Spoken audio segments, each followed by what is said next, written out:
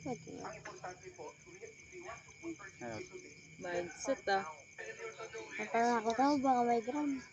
Walang ground dyan. Hindi ka mag-ground niyan.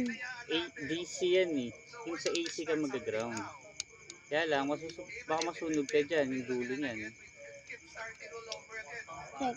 Ikaw na, ano mo na, di ka mapapaso niyan. Ay, di ka mapapaso niyan. Kasi battery yan, hindi ka makukuryente niyan.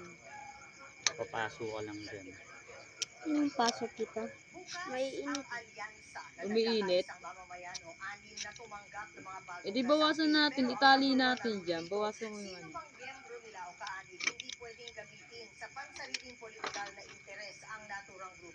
Hindi, tasahan mo muna yung dulo. Tasahan mo yung dulo. Saan? Yung dulo, yung Press ka puwetan. mo grid. Takot siya mapasa.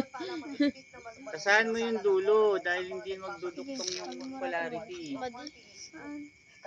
Promo natin. Aka na nga. Ano ba gagawin dyan? Ate, nakalap yung